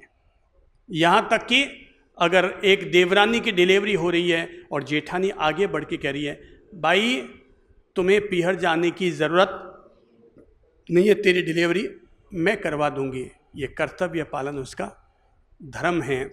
मेरी समझ से दुनिया में कोई भी महिला पीहर में जाकर के जो डिलीवरी करवाने की परंपरा पड़ी है ना, वो इसीलिए पड़ी है क्योंकि ससुराल वाले अपना कर्तव्य बराबर निभाते नहीं हैं। तो बोले मेरी यहाँ बराबर ख्याल रखा जाएगा कि नहीं रखा जाएगा, इसलिए पीहर जाती हूँ, मेरी माँ कम से कम मेरा ध्यान तो पूरा बराबर रख लेगी। भाई साहब ये कौन सी व्यवस्था समाज वालों ने बना रखी है। एक तो उन्होंने बेटी पढ़ा लिखा करके दे दी, 22 साल तक उस पर उन्होंने खर्चा किया, पाला पोसा, प्यार लाड किया, और अपने दिल का खजाना निकाल करके आपको दे दिया। अब उसको साड़ी चाहिए तो बोले पीहर से ला, डिलीवरी करवाने बोले पीहर जा। मैं तो सारी दुनिया से कहूँगा जिस दिन शादी करके आओ ना, हाथ में पानी लेकर के संकल्प ले लो अब मेरी पत्नी की सारी जवाबदारी मेरे और मेरे परिवार की रहेगी, न कि मेरे ससुराल वालों की। अब ये मेरी जवाबदारी है, इसकी हर तरह की रखवाली करना, इसके हर तरह के सुख दुख का ख्याल रखना अब ये मेरी जवाबदारी रहेगी। शादी करके आए उसके बाद ससुराल वालों से लड़कों शादी करके आने के बाद ससुराल जाओ ना तो वहाँ से 11 रुपया और नारियल श्रीफल बस इतना ही लेने की भावना रखना, इससे ऊपर कुछ भी लेना। उसने तो कन्यादान कर दिया, अब वापस अगला ऋण आप पर चढ़ता चढ़ता चला जाएगा। जो लड़के वाले होते हैं वो कर्जदार होते हैं, उनको वापस उतारना पड़ेगा। ये सारे लड़के वाले जो भी अपने घर में बहुएं ले लेकर के आए हैं सब पर कर्जा चढ़ा हुआ है। किसका कर्जा चढ़ा हुआ है? कन्यादान लेने का कर्जा चढ़ा हुआ है। सब पर कौन सा कर्जा चढ़ा हुआ है? कन्यादान लेने का कर्जा चढ़ा हुआ है। तो वापस जिस दिन आपको लगे आपने वापस अपनी धर्म पत्नी के पीहर वाले यानी मायके वाले यानी उसके घर वालों के लिए आपने भी कुछ कर डाला, तो समझ लेना आपने कन्यादान से उऋण होने का कोई आधार पा लिया है, वरना सबके ऊपर कन्यादान पाने का ऋण चढ़ा हुआ है। तो दूसरा धर्म समझा रहा हूं वो है कर्तव्य पालन, और तीसरा पाठ धर्म जो हमें सिखाता है वो है नैतिक जीवन जियो, नीति संगत जीवन जियो। ऐसे कार्य मत करो जो कार्य स्वयं हमारे लिए ही पाप की गठरी बन जाए, क्योंकि हमें हमारे धर्म ने ये सिखा रखा है कि तेरा किया तेरे ही काम आएगा। तुम अगर सोचते हो कि मैंने अपने परिवार वालों के लिए ये गलत काम किया तो सारे लोग उसका भोग भोगेंगे, नहीं। याद कीजिए रत्नाकर डाकू के उस प्रसंग को कि जब सप्तऋषि कहते हैं कि तू इतना पाप कर रहा है, जरा जाकर के अपनी पत्नी और बच्चों से माँ बाप से पूछ के तो आ जा कि तू इतना पाप कर रहा है, और जब इस पाप का उदय आएगा तो कौन कौन सहभागी बनेगा। और रत्नाकर डाकू अपने घर में जाता है, पत्नी से पूछता है तो पत्नी क्या कहती है? तुमने जो पाप किए हैं वो तुम ही भोगोगे, हम तो नहीं भोगेंगे। सुख के सब साथी, दुख में ना कोई।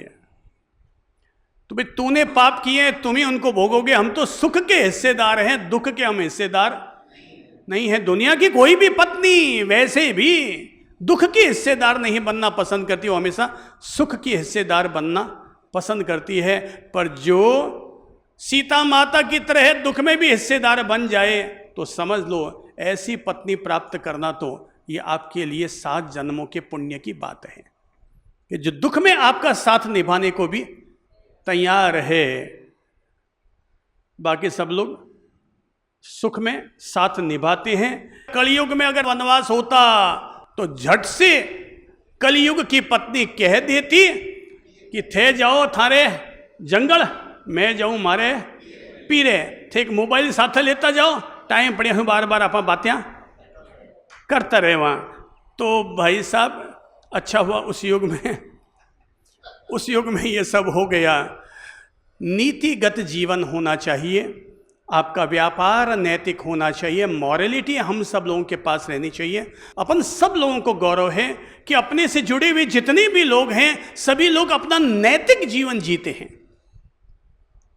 अपने मॉरल पावर को अपने साथ रख करके अपना जीवन जीते हैं। अपन सभी लोग, चाहे आप व्यापार भी करते होंगे तो अपनी नैतिकता का ध्यान रखते हैं, अपनी सच्चाई का ध्यान रखते हैं, किसी के साथ भी झूठ फरेबी नहीं करते हैं। देखिए, मैंने कभी एक बात को पढ़ा था और वो बात मेरे दिल में उतर गई, और वो बात मुझे इतनी अच्छी लगी कि तुम्हारे यहाँ काम करने वाले मजदूर का पसीना सूखे उससे पहले उसको उसका मेहनताना दे दीजिए। मुझे बात बहुत अच्छी लगी। अच्छी बातें हर धर्म में हैं, हर परंपरा में अच्छी बातें समाहित है। जैनों में भी बहुत सारी अच्छी बातें हैं, हिंदुओं में भी बहुत सारी अच्छी बातें हैं, सिखों में भी बहुत सारी अच्छी बातें हैं, ईसाई और इस्लाम में भी बहुत सारी अच्छी बातें हैं। और अपन लोग तो पॉजिटिव लोग हैं, हमेशा अच्छी चीज़ों को ग्रहण करते हैं। सार सार को गही रहे थोथा देई उड़ा है, कबीरदास जी समझा कर गए हैं कि सार सार को ले लो, बाकी चीज़ से मतलब मत रखो। तो मैंने ये बात पढ़ रखी है कि मजदूर का पसीना सूखे, सब बोल लो, उससे पहले उसका मेहनताना उसे दे दो, वरना शोषण का पाप लगेगा। एक मजदूर के शोषण का, एक गरीब के शोषण का तुम अगर एक दाता बनकर उसकी दया करके उसकी मदद कर सको तो अच्छी बात है, पर हमारे द्वारा कम से कम किसी का शोषण तो नहीं होना चाहिए। आज अगर कोई व्यक्ति किसी को ब्याज पर भी धन देता है तो ये विवेक रखे कि भाई मुझे इतना सा ही ब्याज लेना चाहिए जिससे मेरी गृहस्थी चल जाए, उसके शोषण का पाप मुझे न लगे, क्योंकि वो तो बेचारा वैसे ही मारा हुआ है, दिक्कत का मारा हुआ है, मुश्किलों का मारा हुआ है, तभी तो आज उसको ब्याज पर पैसा उधार लेना पड़ रहा है। तो भाई एक छोटा सा ब्याज ले लो कि तुमने जो धन दिया है तुम्हें थोड़ी सी इनकम हो गई, पर उसका शोषण ना हो जाए। पर मैं इतना ज़रूर अनुरोध करता हूँ, ये विवेक रखो, इतनी नैतिकता अपने पास रखो। मैं किसी की भी हिंसा नहीं करूँगा, हत्या नहीं करूँगा, ये मेरी नैतिकता है। मैं झूठ नहीं बोलता हूँ, यह मेरी नैतिकता है। मैं मेरे व्यापार में किसी भी तरह की चोरी और जालसाजी नहीं करता हूँ, यह मेरी नैतिकता है। मैं किसी भी भाई बहन या किसी भी पराई बहन के साथ मैं कभी कोई गलत हरकत नहीं करता हूँ, ये मेरी नैतिकता है। मतलब ये नैतिकता आपको धार्मिक बना रही है, आपको परमात्मा से जोड़ रही है, आपको पुण्य दशा की तरफ ले जा रही है कि मैं कभी भी किसी भी भाई बहन को गलत नज़रों से नहीं देखता, गलत हरकत करते हुए उसके भीतर हाथ नहीं डालता। अब भाई साहब, जैसी आपकी पत्नी है वैसी वो भी तो महिला है, कोई आपकी और वो कोई अलग अलग तो है नहीं। तो फालतू अपन किसी और की तरफ हाथ बढ़ा करके अपने मन को और तन को मैला क्यों करें? इतनी नैतिकता तो अपने पास हम रख ही सकते हैं कि हम व्यसन नहीं करेंगे। हम सभी लोग यह कहते हुए गौरव अनुभव कर रहे हैं, अपन सभी लोग इस नैतिकता का ध्यान रखते हैं कि अपन लोग अहिंसा, सत्य, अचौर्य, अपरिग्रह और ब्रह्मचर्य जैसे शील धर्म जैसे नैतिक मूल्यों को अपने साथ जोड़ करके अपन लोग अपना जीवन जी रहे हैं। इसलिए धन्य है वे लोग, पुण्यशाली और भाग्यशाली हैं वे लोग, सच्चे लोग हैं वे लोग जो लोग अपने इन व्रतों के साथ, व्रतों का बोध रखते हुए, व्रतों का पालन करते हुए अपना नैतिक जीवन जीते हैं। ये जो लोग बोध रखते हैं, ये गौरव करो अपने आप पर कि प्रभु जी कृपा, कि प्रभु आपने हमें इतनी सन्मति दे रखी है कि हमने कभी अपने घर में अनैतिक धन, अनैतिक कार्य करते हुए हम कुछ भी लेकर के नहीं आए हैं। ठीक है, मेरे पास थोड़ा होगा, लेकिन संतोषी सदा सुखी। मेरे पास थोड़ा है, लेकिन मुझे खुश है कि मैंने कम से कम पाप तो अपने जीवन में नहीं बटोरे। वो एक एसपी साहब हमारे यहाँ आया करते थे, यही जोधपुर में ही, रिटायर्ड हो गए। वो कहते हैं साहब मेरे बच्चे मुझे बार बार उपालंब देते हैं। बोले साहब मैंने अपना पूरा जीवन पूरी नैतिकता का ध्यान में रखते हुए जिया है। मैंने अपनी सैलरी के अलावा किसी से भी एक पैसा अतिरिक्त इनकम के रूप में मैंने नहीं लिया। मैंने पूरी ज़िंदगी में कभी रिश्वत नहीं ली। पर क्या करूं गुरुजी, मुझे मेरे बच्चे बहुत उलाहना देते हैं कि बापू तुम एसपी बने, क्या धूड़ के बने, हमारे लिए 4 प्लॉट भी खरीद करके नहीं रख पाए। पर मैं उनको कैसे समझाऊं, अगर मैं तुम्हारे लिए 4 प्लॉट लेके रख भी देता, पर जब वो रिश्वत लेने का पाप मेरे जीवन में उदय में आता तो वो तो मुझे अकेले ही भोगना पड़ता ना। प्लॉट का मजा तुम ले लोगे, पर पाप का दंड तो मुझे अकेले ही भोगना पड़ता। मैंने इस बात का विवेक रख करके अपना जीवन जिया है।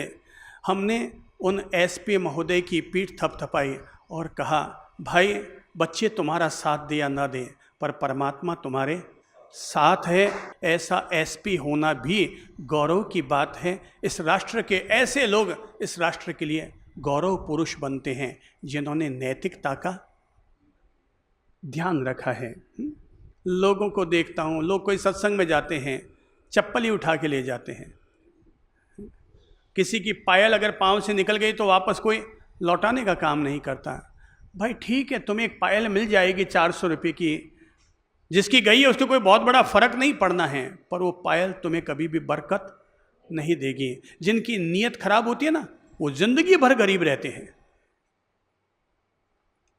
वो लोग जो ऐसे जो किसी गिरी हुई उठा करके चैन वो पायल अपने घर पर लेके आ गए, भले इससे उनको 10,000 मिल गए होंगे, पर वो उसके ताउम्र तो रहने वाली नहीं है। और ऐसे लोगों को मैंने ये देखा है, वो ज़िंदगी भर ऐसे यूं ही उठाते रहते हैं, यूं ही चोरियां करते रहते हैं, यूं ही भिड़े करते रहते हैं। वो मरते दम तक यही सब काम करते हैं। कर्म तेरे अच्छे हैं तो किस्मत तेरी दासी, नीयत तेरी साफ है तो घर में मथुरा काशी। नीयत अच्छी रखो, धंधे में तो उतार चढ़ाव किसी के भी हो जाते हैं, पर जिन लोगों की नीयत अच्छी होती है ना, अगर उनके कोई पैसे का लेन देन भी करना हो तो लोग कहते हैं सब इसकी नीयत साफ है इस आदमी की, ये जब भी इसके पास पैसे होंगे ये अपने आप हमें लौटा देगा, अभी इसको फालतू सताने का कोई मतलब नहीं है। सता भी दोगे, अपन अगर पुलिस में चले भी जाएंगे तो ये कर क्या ही लेगा, ये भी पुलिस में जाके वहाँ पर जेल खाने में रह जाएगा, पर इससे हमारा पैसा तो आने वाला नहीं है। इसकी नीयत अच्छी है, और जिस आदमी की नीयत अच्छी होती है लोगों की भी उसके प्रति सकारात्मक और सम्मानमूलक दृष्टि हुआ करती है। अंतिम धर्म की जो सिखावन है, जो पाठ है, जो प्रेरणा है, पहला है परमात्मा से प्रेम करो, दूसरा है कर्तव्य का पालन करो, तीसरा है नैतिकता का ध्यान रखो, नैतिक जीवन जियो, और चौथा और अंतिम धर्म, और वो है इंसान हो तो इंसान की मदद करो। अपने से जो कमज़ोर हैं, अपने से जो ज़्यादा दबे हुए लोग नज़र आते हैं, अगर हम कर सकते हैं तो उनकी मदद ज़रूर करें, ज़रूरतमंद की मदद करें। हर आदमी से दूसरा आदमी कमज़ोर भी उसे मिल सकता है। आप अमीर हैं पर आपसे कमज़ोर एक और है, आप गरीब हैं तब भी आपसे भी ज़्यादा गरीब कोई और है। अगर हम ये भावना रखेंगे कि मैं मेरी तरफ से किसी की मदद करूं, मदद करूं, मदद करूं, विश्वास रखो जो दूसरों की मदद करते हैं भगवान एक दिन उनकी मदद जरूर कर दिया करते हैं। मंदिर बनाना हिंदुओं का, जैनों का, बौद्धों का काम है, मस्जिद बनाना मुसलमानों का काम है, गुरुद्वारा बनाना सिखों का काम है, चर्च बनाना ईसाइयों का काम है, पर इंसान होकर इंसान के काम आना ये हर इंसान का काम है, ये हर इंसान का धर्म है। जब भी ज़रूरत पड़ी, जब भी हमें लगा कि मैं कर सकता हूँ, मुझे ज़रूर करना चाहिए। हर आदमी सोचे जो मैं करता हूँ वो मैं अपने लिए करता हूँ, सोच सोच कर सोचे वो औरों के लिए क्या करता है। बीवी के लिए किया, बच्चों के लिए किया, अब भाई उनके लिए तो कितना भी कर दो, डायमंड का एक सेट दिला दिया तो भी दिवाली आई तो कहते हैं दिवाली फिर आएगी, कहीं और डराओ नहीं। तो अब भाई उसको तो तृप्ति की कोई लिमिट नहीं है, कोई लक्ष्मण रेखा उसके तो कभी जीवन में आने वाली नहीं है। लोग भगवान महावीर के अनुयायी हैं, लेकिन परिग्रह की सीमा कोई धारण ही नहीं कर रहा है। सभी अनलिमिटेड प्लान में चल रहे हैं, कोई प्राइवेट लिमिटेड कंपनी बन ही नहीं रहा है, सब और कुछ और, कहीं और, कोई और। तो परिग्रह की सीमा कब हम धारण करेंगे? केवल इकट्ठा। तो ठीक है, पत्नी के लिए कर दिया ना, अपने बच्चे के लिए कर दिया, भाई आप उसको अच्छे स्कूल में भर्ती कर दिया है, उसका खर्चा भी निकल रहा है, पर अपने यहाँ जो काम करने वाली जो बाई आती है वो सरकारी स्कूल में पढ़ा रहा है या कोई छोटी सी प्राइवेट स्कूल में पढ़ा रहा है, तो ठीक है यार, मदद करो ना उसकी। कम से कम आप ऐसे एक व्यक्ति की मदद कर दो, दुनिया की छोड़ो, जो कम से कम आपके यहाँ झाड़ू पोंछे लगाने आ रहा है। अब वो तो पक्का गरीब ही है ना, झाड़ू पोंछे लगाने वाला आदमी अमीर तो नहीं हो सकता, और वो प्रूव है। बाकी किसी गरीब की मदद करने जाएंगे तो हो सकता है आपके मन में आ सकता है खाएगा या यूज करेगा या दुरुपयोग करेगा या सदुपयोग, पर जो अपने यहाँ काम करने के लिए झाड़ू पोंछे वाली बाइयाँ आती है, लगा दो ना, ठीक है, एक बच्चा उसका गोद ले लो, ठीक है भाई तेरे 4 बच्चे हैं, मैं चारों की शिक्षा तो वहन नहीं कर सकता, पर तेरे किसी एक बच्चे की शिक्षा वहन कर लेता हूँ। एक की पूरी नहीं कर सकते, उसकी आधी छात्रवृत्ति उसे दे दो। भाई तेरे साल के कितने पैसे चुकाए जाते हैं? बोले 17,000। बोले ठीक है, 17,000 में से 8,000 हर साल के मुझसे तेरे बच्चे की पढ़ाई के लिए लेकर के चले जाओ। भाई हम हमारे बच्चे के लिए 1.5 लाख रुपया साल का या मंथ का हम यूज कर सकते हैं, तो हमारे यहाँ काम करने वाली बाई के लिए हम 8,000 रुपया तो यूज कर ही सकते हैं। मदद के हाथ जरूर बढ़ने चाहिए। देने का सुख वही जानता है जो दिया करता है, बाकी भेड़ा करके इकट्ठा रखना है तो सब घरों में इकट्ठा तो पड़ा ही है। हमारे पास औकात है, भगवान ने हमें दे रखा है, तो फूल पाखुड़ी सही है, लगाते रहना चाहिए। ज़रूरी नहीं कि पैसे से ही मदद करें, आप कहीं पर अपना श्रम देकर मदद कर सकते हैं, किसी घायल की पीड़ा दूर करके आप मदद कर सकते हैं। हम लोग चौराहे पर खड़े हैं, कोई नेत्रहीन व्यक्ति खड़ा है, उसको चौराहा पार लगा करके हम उसकी मदद कर सकते हैं। मदद करने के 100 तरीके होते हैं, बस केवल दिल में दयालुता और करुणा अंदर में होनी चाहिए, फिर अपने आप ही 100 निमित्त अंदर में मिल जाते हैं। जैसा सोचोगे वैसा पाओगे, जैसी भावना भाओगे वैसा भगवान आपकी मदद करते चले जाएंगे। मेरा कहने का अभिप्राय केवल इतना सा है कि मदद करने के लिए हाथ केवल बढ़ाने की ज़रूरत है। 100 रास्ते हैं केवल दुनिया में, अगर मदद करने के भाव हो तो। मदद करने के अगर भाव हो तो 100 रास्ते हैं। याद आ रही है मुझे एक घटना, मुंबई में एक क्लर्क अपनी कंपनी में काम करता था और रोज ही वहां पर यूं तो टाइम पर पहुंचता था, पर हफ्ते में कम से कम 2 बार 3 बार तो ऐसा हो ही जाता कि वो कभी आधे घंटा लेट, कभी 1 घंटा लेट, कभी 2 घंटा लेट पहुंचता।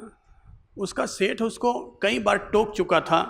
मैनेजर भी कहता था कि साहब ये हमेशा लेट आता है, अब आपने रखा है इसलिए हम इसको ज़्यादा कुछ बोल नहीं सकते हैं। सेठ ने कहा कि भाई तू इतना लेट क्यों आता है? कि साहब क्या करूं साहब, रास्ते में आता हूं, किसी को ज़रूरत पड़ जाती है, किसी की मदद करनी होती है, कोई घायल मिल जाता है तो पहले उसकी मदद करके आ जाता हूं। सेठ को लगा ये यूं ही अड़ावा करता है, बोलेगा अब मैं कुछ नहीं सुनूंगा, कल बिल्कुल टाइम पर आ जाना, और अगर कल टाइम पर नहीं आए तो तेरी नौकरी छोड़ दूंगा। वो सुबह 9:30 बजे पहुंचना था, लेकिन वो तो फिर अगले दिन भी 11 बजे पहुंचा। सेठ ने वो 9:30 बजे से इंजरी कर था, अभी तक नहीं आया, और इंजरी करने वाले को गुस्सा थोड़ा ज़्यादा आता है। अब गुस्सा, उसका टेम्परेचर इतना चढ़ गया, वो 11 बजे तक पहुंचा तो उसका गुस्सा इतना चढ़ गया कि उसने उस उपयोगी व्यक्ति को भी, कंपनी के लिए हितकारी व्यक्ति को भी अपने गुस्से में आकर के बोले कि ये ले तेरा पेमेंट, बचा हुआ पेमेंट ले और यहाँ से रफा दफा हो जा, कल से मुझे मुंह मत दिखाना, तेरी नौकरी छोड़ दी गई। उसने कहा सर मैं सच्ची कहता हूँ, रास्ते में घायल बच्चा पड़ा था, मैंने उसको हॉस्पिटल पहुँचाया है और उसकी बस मदद करके ही सीधा हाथ धो करके आपके पास आ रहा हूँ। कुछ नहीं सुनना मुझे, ये तेरे रोज़ के अड़ावे बहुत हो गए, जा भाग। कहते हैं कि वो रवाना हुआ, फिर सोचा कि भाई अब नौकरी छूट गई, जिस बच्चे को हॉस्पिटल में भर्ती करवा के आया हूँ उसको एक बार देखता तो जाऊँ। और जब वहाँ पहुँचा तो पता चला उस बच्चे के लिए ब्लड की तत्काल ज़रूरत है। उसने कहा भाई साहब मेरा चेक कर लो, अब मेरे पास कोई काम धंधा तो है नहीं, फ्री हूँ, दिन भर रहना पड़े तो मुझे कहाँ तकलीफ है, रह जाऊँगा, ब्लड चेक कर लो। मेल खा गया और उधर ब्लड चढ़ना शुरू हो गया। उधर उस सेठ के पास फोन जाता है कि भाई साहब आपके बच्चे का क्या हो गया, एक्सीडेंट हो गया। और वो झट से दौड़ा दौड़ा अपनी कार, मर्सिडीज कार चालू की और पहुंचा हॉस्पिटल।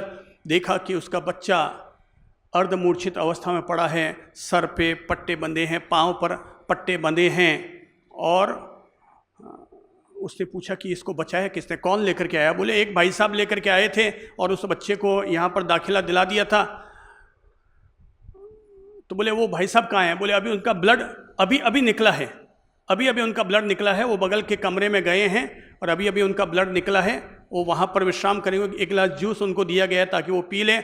और वो जब जाते हैं वहाँ पर तो देख करके चौंक पड़ते हैं, उनका वही क्लर्क, वही स्टाफ वहाँ पर होते हैं। बोले तुम? बोले सर मुझे ये आपका बेटा है? सर माफ़ कीजिएगा, मुझे नहीं पता था कि ये आपका बेटा है, मैंने तो केवल इंसानियत के नाते केवल उसकी मदद की है। और मेरा नियम है मैं किसी भी घायल के लिए अगर देखता हूँ तो उसके लिए मदद के हाथ ज़रूर बढ़ाता हूँ। सर मेरे पास पैसे तो नहीं हैं किसी के लिए लगाने के लिए, पर मेरा तन तो है जो मैं किसी घायल की मदद में लगा सकता हूँ। बस मैंने इसी भाव से ही, मुझे ये जानकर अच्छा लगा आज मुझ पर आपका जो ऋण चढ़ा हुआ था, आप 12 साल से आपके यहाँ नौकरी कर रहा हूँ, 12 साल तक आपने मेरे परिवार का पालन पोषण किया है। मुझे अच्छा लग रहा है कि कम से कम वो ऋण मेरा उतर गया। मैंने आपके मरते हुए बेटे को नई ज़िंदगी दे दी, मैंने अपना रक्तदान दे करके आपके बच्चे को नया जीवन दे दिया। सेठ अपने उस क्लर्क के पाँवों में गिर पड़ता है और कहता है मेरी समझ से सेठ असली तू होना चाहिए, मैं काहे का सेठ हूँ भाई, मैं काहे का सेठ हूँ, सेठ तो तू है जिसका इतना बड़ा दिल है। मेरे पास तो केवल पैसा है और मैं पैसे वाले होने के कारण तुझे समझ ना पाया कि तू कितना बड़ा देवता है। वो उसे अपने साथ लेकर जाते हैं, अपनी मर्सिडीज़ कार में लेकर के वापस अपनी कंपनी में जाते हैं और अपने मैनेजर के बगल में बैठाते हैं और कहते हैं जिस आदमी में इतनी मानवता है वो कंपनी में क्लर्क के लायक नहीं बल्कि मेरे बराबर का हिस्सेदार बनने के लायक हैं। मदद के हाथ बढ़ाओ, यही धर्म है, इंसान होकर इंसान के काम आओ, यही धर्म है। वापस 4 धर्म दिमाग में ले लो। नंबर 1 परमात्मा से प्रेम करो, ये पहला धर्म। नंबर 2 कर्तव्य का पालन करो, ये दूसरा धर्म। और नैतिक जीवन जियो, ये तीसरा धर्म। और इंसान हो तो औरों की मदद करने की भावना रखो, ये चौथा धर्म। जिसकी पोटली में ये 4 धर्म हैं उस पर तो भगवान भी मेहरबान है। श्री प्रभु शरणम।